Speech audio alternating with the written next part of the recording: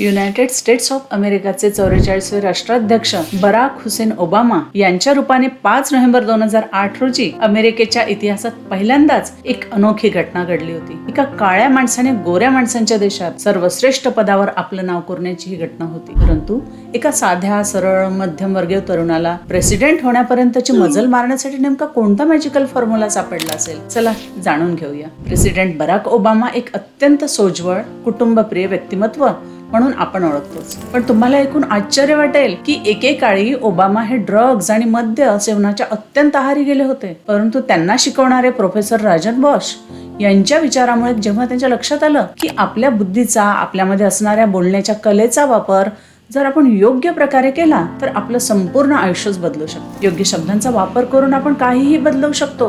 फक्त आपलं आयुष्यच नाही तर साऊथ आफ्रिकेतील आपल्या काळ्या बांधवांचं देखील आयुष्य आपण बदलू शकतो. त्यांना या विचारांनी एवढं झपाटलं की सारी व्यसनं सोडून ते त्या एका विषयावर काम करू लागले. त्यांना त्यांच्या भरकटलेल्या आयुष्याची वाटच जणू सापडली. यातच त्यांना त्यांच्या अमेरिकेचे प्रेसिडेंट होण्यासाठीची जादुई मंत्रही सापडलेत. Yes, we can and change या 2 जादुई मंत्रांनी प्रचंड ऊर्जा, उत्कृष्ट वक्तृत्व असणाऱ्या बराक ओबामा यांनी संपूर्ण अमेरिकन जनतेला आपल्या विश्वासात घेतलं आणि न भूतो न भविष्यती असे यश खेचून आणले. आता बराक हुसेन ओबामा हे अमेरिकेचे राष्ट्राध्यक्ष झाले होते, परंतु आफ्रिकन अमेरिकन वंश असलेला एक काळा माणूस अमेरिकन लोकांचा हिरो बनण्याचा संघर्ष काही साधा सोपा नव्हता. त्यावेळी अमेरिकेमध्ये आर्थिक महामंदीची लाट आली होती. लॉ या विषयाचा सखोल अभ्यास असणाऱ्या ओबामांनी अमेरिकन लोकांना वारंवार समजावलं होतं की अमेरिकेला आर्थिक महामंदीतून बाहेर काढण्यासाठी एका मुक्तिदात्याची गरज आहे. त्यासाठी तुम्हाला एका गोऱ्या नसलेल्या माणसाला व्हाईट हाऊसचा मार्ग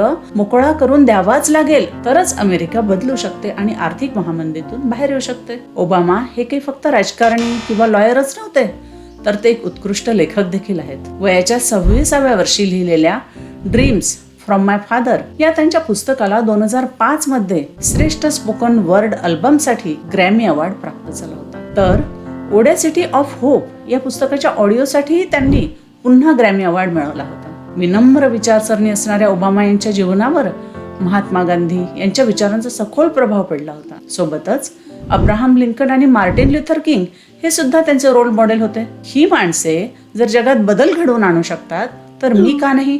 मी सुद्धा तसा प्रयत्न करायलाच हवा.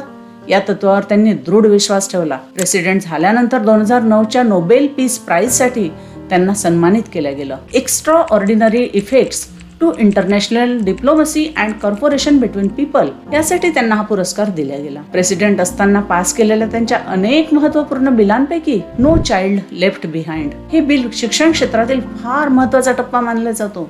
ओबामांनी स्वप्न पाहिलं आणि दिस इज आवर टाइम म्हणत मिळालेल्या संधीचं सोनं केलं. अमेरिकेची प्रगती करणे केवळ हाच उद्देश आणि ध्यास असणारे व्यक्तिमत्व म्हणून त्यांनी अमेरिकन जनतेला स्वतःकडे पाहायला भाग पडलं. जनतेच्या मनात विश्वास निर्माण केला आणि यश खेचून आणलं. प्रतिकूल वंश परिस्थिती असताना प्रचंड संघर्ष करत बराक ओबामा हे विश्वातील सर्वात शक्तिशाली पदापर्यंत पोहोचलेले आहेत. त्यांची ही संघर्ष यात्रा राजकीयच नव्हे तर कोणत्याही क्षेत्रामध्ये प्रगती करू इच्छिणाऱ्या प्रत्येक व्यक्तीसाठी नक्कीच प्रेरणादायी ठरणारी आहे. येस, वी कॅन आणि चेंज हा उमेद देणारा मंत्र सगळ्यांनीच मनाशी बाळगल्यास यश नक्कीच आपले असेल असे ओबामा सांगतात. बराक ओबामांच्या संघर्षाने ओतप्रोत परंतु यशाची सोनेरी किनार लाभलेल्या आयुष्यामधून आपल्यालाही प्रेरणा मिळाली असेल आणि हा व्हिडिओ आवडला असेल तर प्लीज या व्हिडिओला लाईक, शेअर करा आणि चॅनलला नक्की सबस्क्राईब करा. धन्यवाद.